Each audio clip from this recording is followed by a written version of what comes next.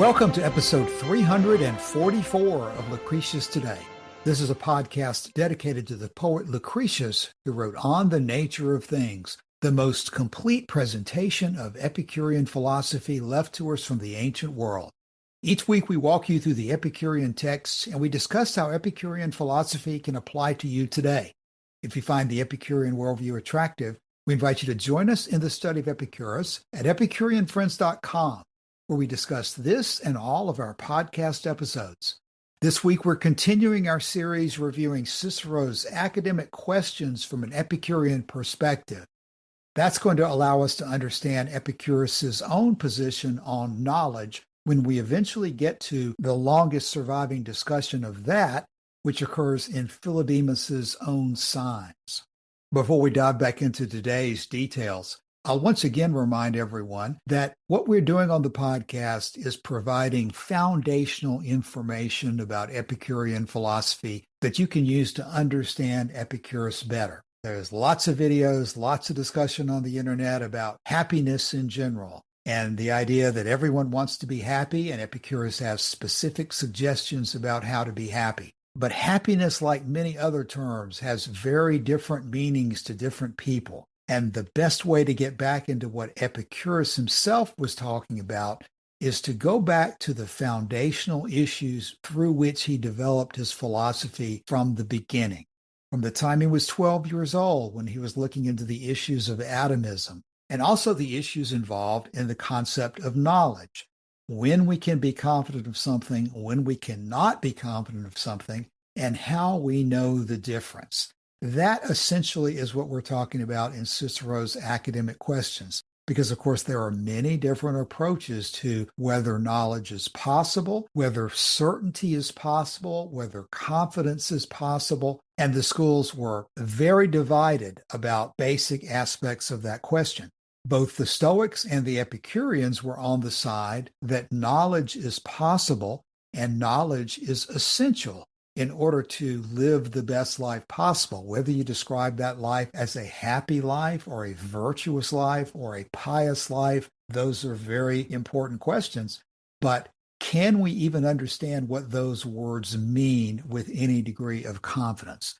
The Stoics and the Epicureans disagreed on their conclusions about what the best life would consist of, but they agreed that we have to have confidence in our discussion in order to make any kind of progress towards that target.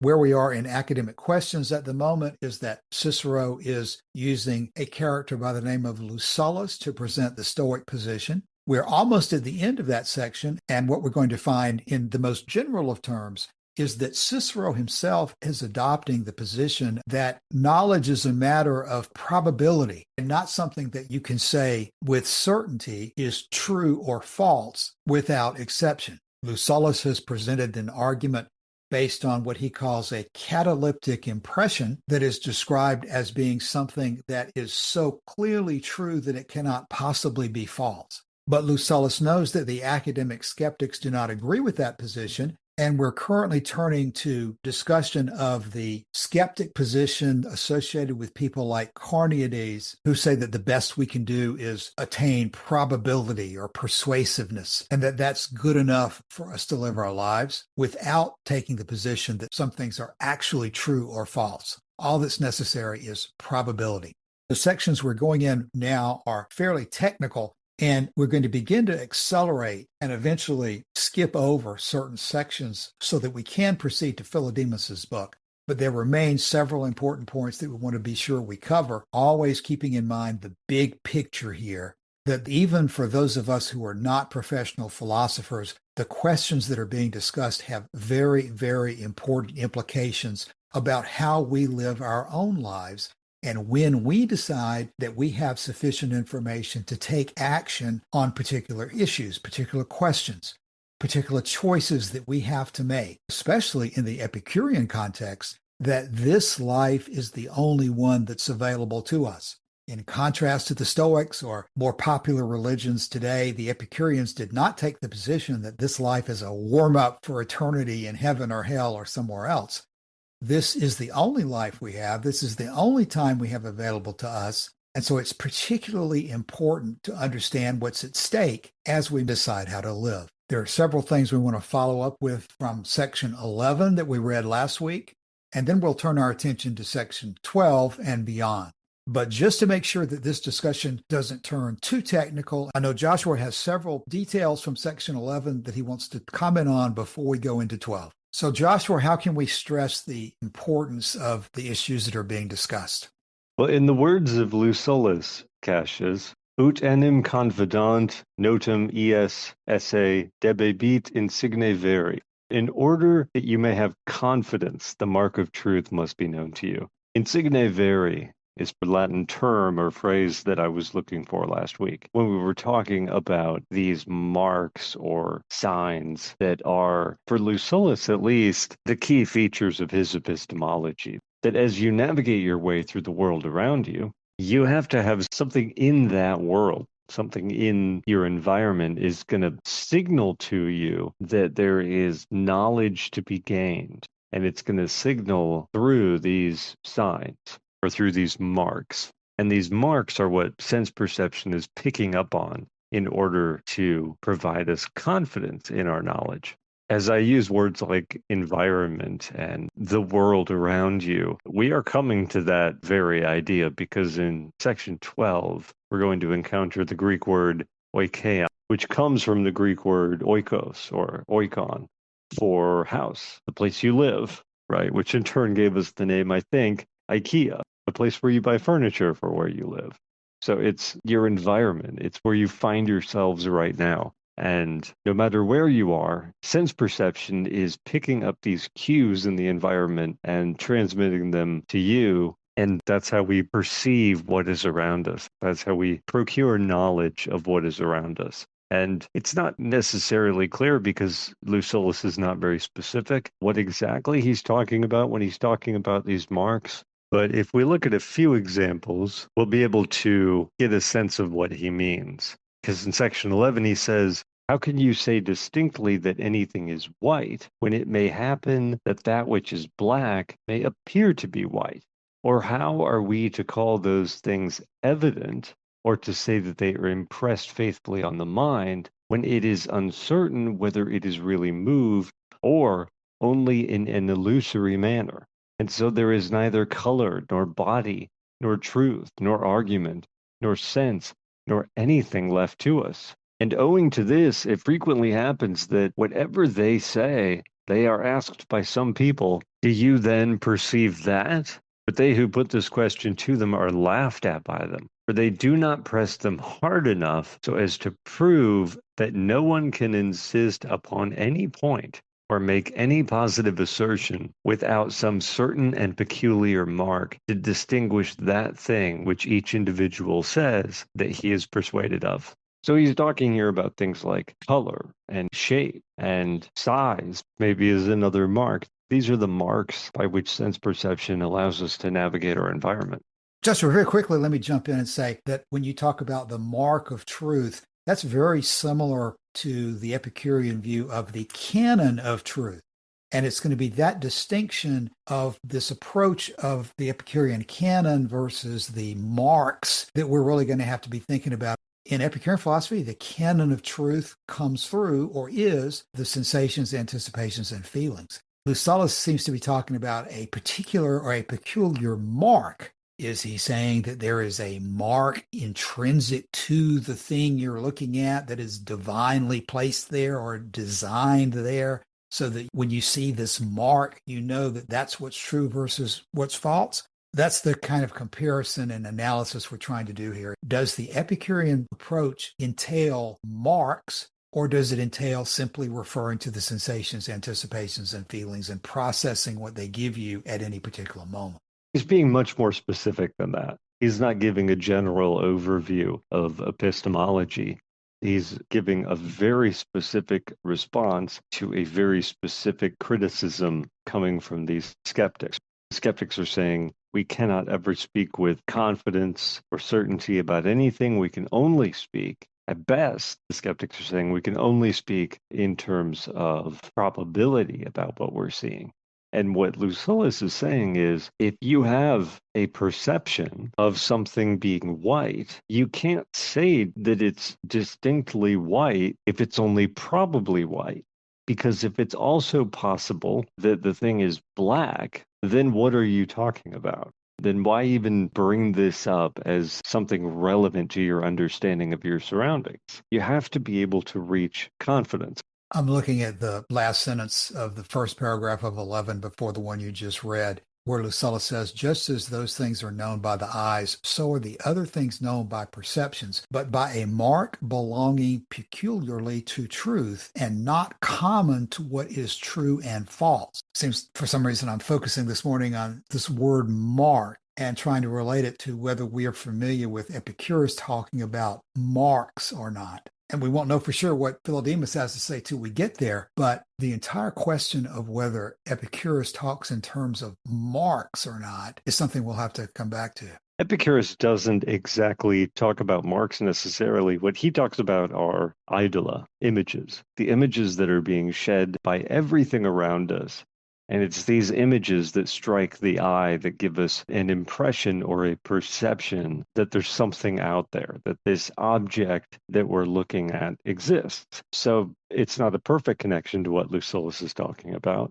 Because again, I don't think Lucullus is giving us his clear overview of epistemology. He's already kind of done that. What he's doing now is he's arguing against specific claims by the skeptics. But the idola do bear similarities to what he's talking about. Another passage that bears some similarity to what Lucullus is talking about, and it's a passage that Colosini mentioned to us last week after we finished the recording, comes from the Torquatus section of Cicero's On Ens, where the Epicurean spokesman Torquatus says this: every animal, as soon as it is born, seeks for pleasure and delights therein as its chief good, while it recoils from pain as the chief evil, and so far as possible avoids it. This it does as long as it remains unperverted, at the prompting of nature's own unbiased and honest verdict. Hence, Epicurus refuses to admit any necessity for argument or discussion to prove that pleasure is desirable and pain to be avoided. These facts, he thinks, are simply perceived, just as the fact that fire is hot, snow is white, and honey sweet, no one of which facts are we bound to support by elaborate arguments. It is enough merely to draw attention to the fact, and there is a difference between proof and formal argument on the one hand, and a slight hint and direction of the attention on the other. The one process reveals to us mysteries and things under a veil, so to speak. The other enables us to pronounce upon patent and evident facts. Moreover, seeing that if you deprive a man of his senses, there is nothing left to him, it is inevitable that nature herself should be the arbiter of what is in accord with or opposed to nature. Now, what facts does she grasp? Or with what facts is her decision to seek or avoid any particular thing concerned, unless the facts of pleasure and pain? I think here we get a sense of, it's coming through Cicero, of course, the same source that Lucullus's voice comes to us from. But we get a sense of how this discussion of marks could have application in the epistemology of Epicurus. There is a difference between proof and formal argument on the one hand, and a slight hint and direction of the attention on the other, such as the hint that snow is white, or the hint that honey is sweet. And it seems to me that that is analogous to what Lucullus is describing with the term mark or sign. Joshua, I think you're right. That reminds me of the competing titles of Philodemus's work that are out there. Philip de Lacy assigns to Philodemus's book the title On Methods of Inference, while David Sedley translates the title as On Signs. And of course, we're talking about marks, but as you've already reminded us today, the Latin there is signus. The sign word is really what we're talking about. And there's a different approach to it, but the concept of mark or sign probably is something that's shared by the Epicureans and the Stoics. It's just simply a matter of the nature of those signs. I have a brief section from the de Lacy book in front of me here, where de Lacy says the Stoics hold that sign relations are a priori and rational, whereas the Epicurean view is that signs are based entirely on sense perception. And the Epicurean position is that the relation between a sign and the thing that is signified is learned only from perception through the method of induction or analogy. Unless a constant connection between the objects is established by perception, the Stoic test of logical signs is not possible. So I've diverted us off into that tangent about where we're going to eventually go with Philodemus. But that's in the future. We need to get back to the text that we were in before I interrupted you, Joshua. It's also worth noting that the word sign or signa in Latin appears in the second line of the first book of Lucretius's poem when he refers to Caeli subter labentia signa, gliding signs of heaven. In other words, the stars, these kind of marks that we navigate by. And in the next line, he talks about mare navigarum, the sea laden with ships, who are presumably most well equipped to talk about these guiding signs or sliding signs of heaven. And that illustrates the point that the stars we can navigate by because we can see them. They are perceived by us and we can interpret things through them as signs. But the stars are not gods or supernatural. And if we start concluding that the stars control the future or control our fates, that would be an improper logical deduction. It would not be based on evidence that's available. And in the opening of Book 3, he says, "Thou who out of deep darkness didst first avail to raise a torch so clear, shedding light upon the true joys of life, 'tis thee I follow, bright star of the Greek race. And in thy deepest prince, firmly now I plant my footsteps, not in eager emulation, but rather because for love I long to copy thee." And again, we're dealing with the word sign, vestigia signis, the marks left behind, the marks that you left behind, Epicurus. I'm pressing my feet, pedum pono presses, pressing my heavy feet into the marks that you have left behind. But that's probably enough on that level of detail on that specific question. So, Joshua, I think that covers much of what we wanted to review from section 11. As we turn to section 12, the discussion is going to change to cover assent and approbation. Basically, as I'm reading through this, the next topic is going to be, well, supposing a sign of some kind is there, what is our reaction to that sign? Do we embrace the sign? Do we act on it? Do we assent to it?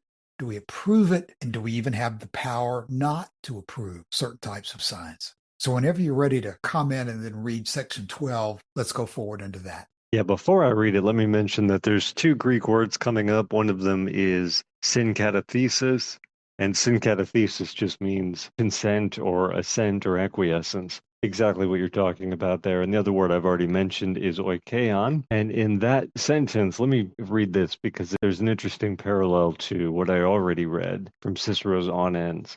Lucullus says, "For just as it is impossible for any animal to forbear discerning what is manifestly suited to its nature," the Greeks call that oikeon, "so it is equally impossible for it to withhold its assent to a manifest fact which is brought under its notice." In the passage I quoted from Cicero, he's talking about the newborn, the young of all species, and how they come into this world thrown onto the shores of light, as Lucretius loves to say. Sense perception just flooding in, right? I mean, for those that can open their eyes immediately at birth, but through the other senses as well. And how do you know as an infant what to reach for and what to avoid? And what Torquatus as an on end is that it is up to nature to determine what is in accord with or opposed to nature. And as Lucullus says here, it's impossible for any animal to forbear discerning what is manifestly suited to its nature. They can't stop it. They can't prevent it. They can't get in the way. It is equally impossible, he says, for it to withhold its assent to a manifest fact, as the fact, going back to Torquatus, that snow is white, honey is sweet, that pleasure is matter for approval and pain for aversion. These are evident facts. It is equally impossible for it, the animal, to withhold its assent to a manifest fact which brought under its notice. There's a lot of parallels between these two passages, Cassius. But the main thing I wanted to note is that that Greek word oikeon or oikos, which just means house, and as I mentioned, gave its name to IKEA, also gave its name to English words like economy, ecology, words that deal with In the case of ecology, the environment, nature considered as a habitat for living things. And here in the Greek, Lucullus seems to be using this term to refer to the nature of the animal itself, just as we would refer to human nature. He seems to suggest that oikeon has that application as well. Joshua, before you read 12, I think there's one more parallel that would be worth pointing out, because when you get to the end of section 12, we're going to hear Lucullus talking about, if you don't assent, then where can virtue be? How can you possibly have virtue if your actions don't depend on some action by you to assent? And in On Ends, Epicurus said that this it does, pursue pleasure and avoid pain, so long as it remains uncorrupted. There's that inserted caveat that, yes, nature puts this in front of us. We really don't have any choice about that, at least when we're infants, which is why you're talking about infants, presumably in the first place, as opposed to talking about adults, because adults can do some crazy things. But infants who have not developed any form of intellectual corruption are going to simply follow nature and pursue pleasure and avoid pain. And when you get to the end of 12, there'll be a parallel discussion about that point. In section 12, Lucullus says, however, we have said enough about perception.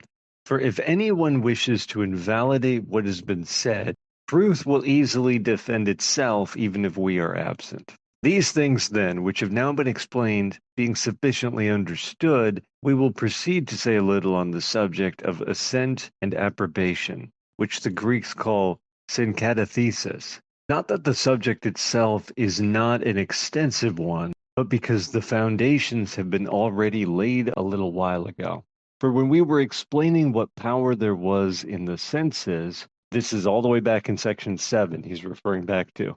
When we were explaining what power there was in the senses, this point was at the same time established, that many things are comprehended and perceived by the senses, which is a thing which cannot take place without assent.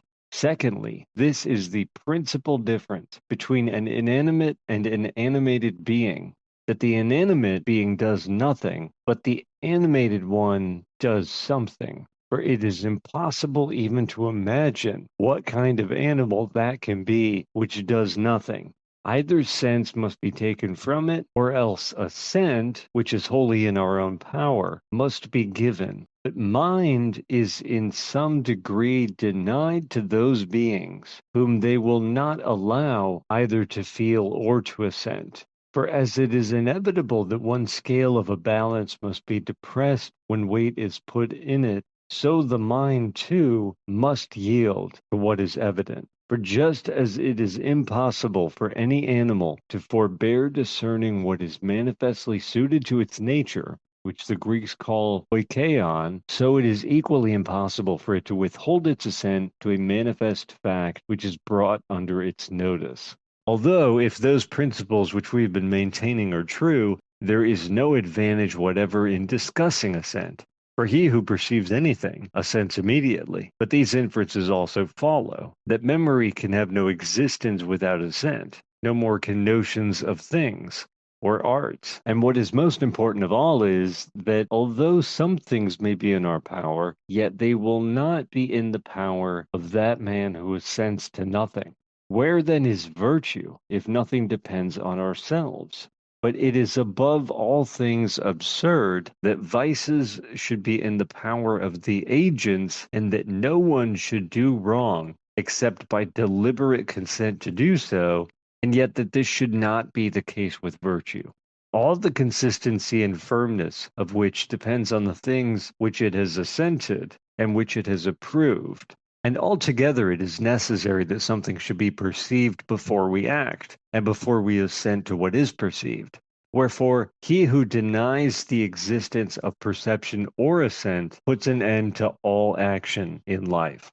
So what's he saying in that last part there, Joshua? Is assent necessary for virtue? Is assent necessary to be alive? This is the most interesting question in section 12, because what he said about the animal, he says it is impossible for any animal to forbear discerning what is manifestly suited to its nature, So it is equally impossible for it to withhold its assent to a manifest fact which is brought under its notice. However, this is the difference between an inanimate and an animated being.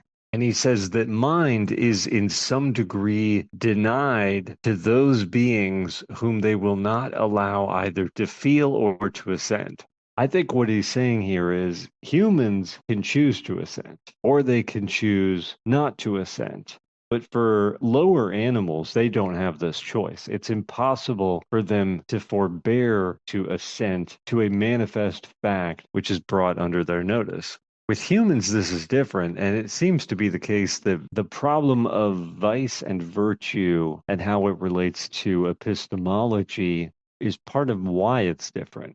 What he says in that last paragraph is if nothing depends on ourselves, if everything is just up to perception, and if we are like the animals, having no power to assent or not to assent, driven totally by sense perception in our interactions with our surroundings, driven by what is manifestly suited the nature of the animal in interacting with its surroundings, if we were like that, then virtue would be impossible. This is kind of like the free will argument, that if there's no free will, then you can't really hold someone accountable for the things they've done and the choices they've made. Lucullus is saying there has to be a difference between us and the animals, because if there's not, then where is there room for virtue? And he says it is most absurd to think that vice should be in our own power and that no one should do wrong except by deliberate consent to do so, and yet that this should not be the case with virtue.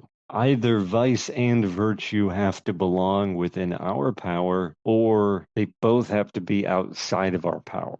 Joshua, that's exactly the direction I think he's going in, and you're saying it very well. It's almost like the flip side of this cataleptic impression that some things are so clearly true that they cannot possibly be false. The Stoics are in the position of having to acknowledge, well, some things are so true they cannot possibly be false. But every perception is not in that category, or else we'd have no vice, we'd have no virtue. We'd just be robots. We would just be mechanically reacting to what happens to us without any participation through our minds in evaluating what the proper response is. Everything cannot be, from their point of view, possibly true or possibly false. There's got to be a distinction between the two. But in the same way, everything can't be true. Everything can't be mandated that we react in a particular way, or else the whole discussion of virtue and vice would make no sense in the first place. And we are not animals. If there's one thing the Stoics are very assertive about, it is that we are divine. We participate in the divine. We have souls that make us similar to the gods in a certain respect, at least. And praise and blame are going to attach to the way we make decisions.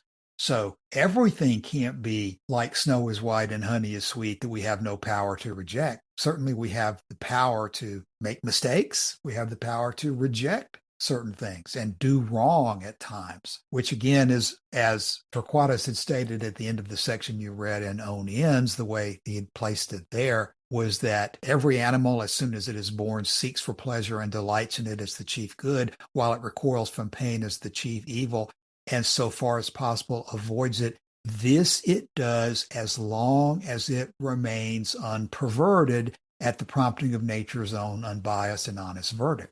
Well, that's the key here in both Epicurean and Stoic positions. You're not mandated to follow nature's verdict. Certainly some perceptions are going to be so clear that you will know that you are violating nature if you decide to consider honey to be sour and snow to be anything other than what we would describe as white. But the mind has within it the capability to assent to what nature gives you, or to reject what nature gives you, to ignore what nature gives you, at least for a short period of time. You may not succeed in rejecting nature's verdict for very long, because if you decide, well, you don't really need to drink water, you don't really need to eat food, you can do that for a short period of time, but that will not succeed over any length of time. It'd be interesting to compare what Socrates says in Book 7 of the Republic. I think there's very fruitful ground here for comparison between these ideas. What Socrates says in Book 7 of the Republic, and this is the book that gave us the allegory of the cave. So it's all about this question of darkness and light, blindness and sight, mere becoming as opposed to pure and perfect being. All of these questions are coming to the fore here. And what Socrates says is this: anyone who has common sense will remember that the bewilderments of the eyes are of two kinds and arise from two causes, either from coming out of the light and going into darkness, or from going into the light out of darkness. Let me explain that before I go on, that if you are stuck in a dark, a relatively dimly lit house all day, and you walk outside under the noonday sun, your eyes are going to take some time to adjust to the new level of light, right? If you're going to be covering your eyes because it's so bright, it's too bright for you to see. And the other problem is if you have been exposed to bright light and then suddenly the light goes out, or you walk into a very dark room, your eyes take a moment to adjust to the darkness before you can see properly. He says that this is true also of the mind's eye as much as it is of the bodily eye. And he who remembers this, when he sees anyone whose vision is perplexed and weak, will not be too ready to laugh. He will first ask whether that soul of man has come out of the brighter light and is unable to see because unaccustomed to the dark, or, having turned from darkness to the day, is dazzled by an excess of light. And the point is, you don't know. When you see someone who's befuddled, you don't know which condition they're in. Are they befuddled because they've just spent their whole life in darkness and have come into the light? Or are they befuddled because they've just been in the light and they've descended into the darkness that we're all in now? And really, they seem to be befuddled, but really it's all of us who are befuddled. And they see more clearly than we do. So he will first ask, in other words, you see this person who's confused and whose vision is perplexed and weak. He says, don't laugh. He says, you will first ask whether that soul of man has come out of the brighter life and is unable to see because unaccustomed to the dark, or having turned from darkness to the day is dazzled by excess of light. And he says, and the person watching all of this will count the one happy in his condition and state of being, and he will pity the other. Or if he have a mind to laugh at the soul which comes from below into the light, there will be more reason in this than in the laugh which greets him who returns from above out of the light and into the den of darkness. Okay, I mentioned all of that as kind of preface to what I'm about to say next, because Socrates goes on. He says, if I'm right about this, certain professors of education must be wrong when they say that they can put a knowledge into the soul which was not there before, like sight into blind eyes. Whereas our argument shows that the power and capacity of learning exists in the soul already. And just as the eye was unable to turn from darkness to light without the whole body, so too the instrument of knowledge can only by the movement of the whole soul be turned from the world of becoming, the world of darkness, the world of confusion, into that of being, of clearness and light. And by this process, learn by degrees to endure the sight of being and of the brightest and best of being, or in other words, of the good. And when his interlocutor agrees with the point he's made there, Socrates continues. He says, must there not be some art which will effect conversion in the easiest and quickest manner? Not by implanting the faculty of sight, for that exists already, but has been turned in the wrong direction and is looking away from the truth. So without implanting the faculty of sight, which the subject has already, how do you convert someone? How do you turn a whole soul from a focus on becoming, on change, on flux, on mere sense perception? How do you adjust their focus from that to pure being, the perfect, the good, the truthful, what is and will never be any different than what it is? And the interlocutor says, yes, such an art may be presumed. And Socrates says this, which is kind of where I'm getting to in all of this. He says, whereas the other so-called virtues of the soul seem to be akin to bodily qualities, for even when they are not originally innate, they can be implanted later by habit and exercise, the virtue of wisdom, more than anything else, contains a divine element which always remains, and by this conversion is rendered useful and profitable, or on the other hand, hurtful and useless. So by the turning of the soul from the realm of becoming to the realm of pure and perfect being, the realm of the ideal forms, by that conversion, the virtue of wisdom more than anything else, which contains a divine element which always remains, that by this conversion of the soul is rendered most useful and most profitable. Or, on the other hand, most hurtful and most useless, because wisdom or intelligence or this faculty of insight doesn't occur only in sages. Socrates says, "Did you never observe the narrow intelligence flashing from the keen eye of a clever rogue? How eager he is, how clearly his paltry soul sees the way to his end. He is the reverse of blind, but his keen eyesight is forced into the service of evil, and he is mischievous in proportion to his cleverness." But what if his circumstances had been different in the days of his youth? What if in his youth the keen eye of the clever rogue had been severed from sensual pleasure, such as eating and drinking, which, like leaden weights, were attached to them at their birth, and which dragged them down and turned the vision of their souls upon things that are below? If, I say, in their youth they had been released from these impediments and turned in the opposite direction, the very same faculty in them would have seen the truth as keenly as they see what their eyes are turned to now. And there is another thing which is a likely, or rather a necessary inference from what has preceded, that neither the uneducated and uninformed of the truth, nor yet those who never make an end of their education, will be able ministers of the state. Not the former because they have no single aim of duty, which is the rule of all their actions, private as well as public, nor the latter because they will not act at all except upon compulsion, fancying that they are already dwelling apart in the islands of the blessed. The business of us who are the founders of the state will be to compel, this is the Republic, right? He's trying to envision what the ideal state would look like. And he says, the business of us who are the founders of the ideal state will be to compel the best minds to attain that knowledge which we have already shown to be the greatest of all. They must continue to ascend until they arrive at the good. But when they have ascended and seen enough, we must not allow them to do as they do now. They can't remain in the upper world. They have to make the descent once again into the cave, among the prisoners, among the befuddled, to partake of the labors and honors of human life, and so on and so on. At this key point, that you've got this theory that just as with the eyes, they can be confused by darkness and light and the shades between, and the soul is the same way. A soul focused on the good will tend towards the good. A soul focused on evil will tend towards evil.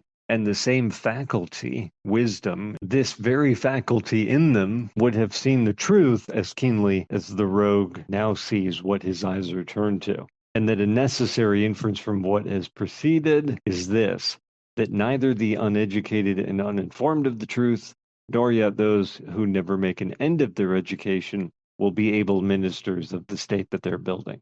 Not the former, because they have no single aim of duty, which is the rule of all their actions, private as well as public, because they're uneducated and uninformed of the truth, nor the latter, because they will not act at all except upon compulsion, fancying that they are already dwelling apart in the islands of the blessed.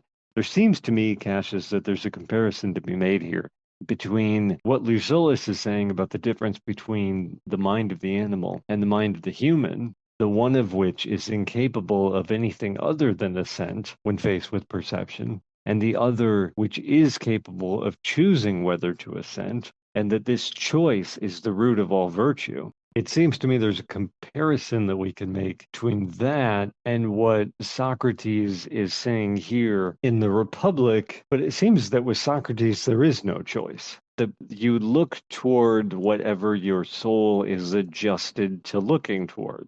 And maybe, he says, if I could have gotten a hold of this person when they were young, maybe if I could have taken charge of their education, maybe things could have turned out differently. I could have severed this person from the sensual pleasures of eating and drinking, the leaden weights that attached them at birth and which drag them down and turn the vision of their soul upon the things that are below. But I'd have to get them when they were young, when they were impressionable, in order to free them from those burdens of pleasure and turn their souls in the opposite direction. There's a lot to sift through here between Cicero's on ends with Torquatus presenting and Lucullus in Academic Questions, and Socrates here in the Republic, all talking about more or less the same thing. You've got perception, and then you've got an understanding of what the good is, and then you've got different classes of individuals sorting between the two.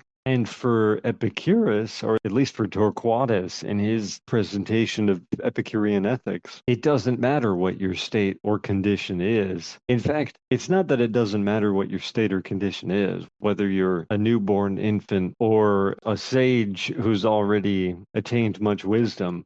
It's actually better for Epicurus that you're a newborn because the newborn infant doesn't have to unlearn all the corruption that they've acquired through the whole of life. That's kind of like what Socrates is talking about with the keen eye of the clever rogue. Except the difference is for Socrates, the corruption comes from the devotion to pleasure. And for Epicurus, the corruption comes from a devotion to the artifices of human culture. Maybe I'm making too much of it here, Cassius, but that seems to me to be an important distinction between Lucullus and Socrates. For Lucullus, his system would fall apart if anyone was too far gone. Virtue has to be an option. Virtue has to be a potential choice that anyone can make, provided they have the faculties of an average human. Because if it's not, if the only choice you can make is vice, then life itself would become impossible. And any action would come to an end because action requires that you make a choice. You see a lot of the same themes at work in all three of these. And that's something we can continue to explore. By going on for so long, I've used up all our remaining time for today. But I am curious, Cassius, what you think about all of that. Joshua, that was fascinating. And you're right that we are going to have to bring today's episode to a conclusion. But I'll just say this about what you've said so far. I think you are absolutely hitting on something very important to look at the commonalities and the parallels between what these different schools are doing by looking at the issue of knowledge. The Stoics have always appeared to me almost to be better Platonists than the skeptics are. And I think you're right that there are some distinctions between what Lucullus is saying versus what Socrates is saying. But they both are coming at things from the same type of direction in which there is a divine sanction, a divine organization scheme. And our goal is to look past pleasure and pain and the immediate sensations to this true world of ideal forms or divine nature. That's what's really important in life. We'll come back to this next week and in the coming weeks. But that's why this is so important. People who look at academic questions and the subject of knowledge and just say, well, everybody's got their own little theory about how the mind works. Everybody's going to talk about perceptions. Everybody's going to talk about ideas. Everybody's going to talk about truth and falsity. None of this really makes any difference. It's just a matter of academic concern.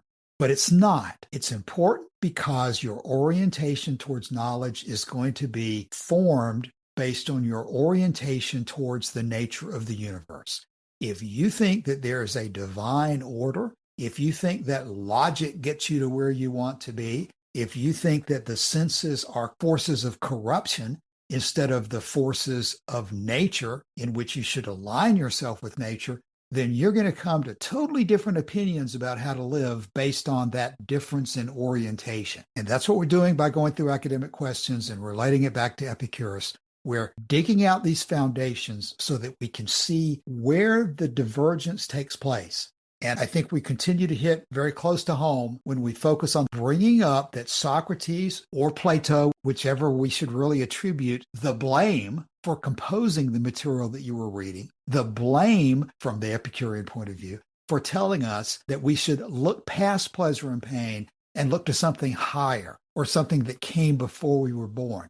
The blame for those positions rests with philosophers such as Socrates, Plato, the Stoics, the skeptics, and the remedy for that is the direction that Epicurus was teaching, to focus on what nature gives us through pleasure and pain, and never lose sight that the senses, anticipations, and feelings are how we're going to determine what is true versus what is false. Okay, we're in the middle of some very deep material. It's too bad we have to quit now. But let's close it for today, and we'll come back and discuss this further next week. As always, we invite everyone to drop by the Epicurean and Friends Forum and let us know if you have any comments or questions about our discussions of Epicurus.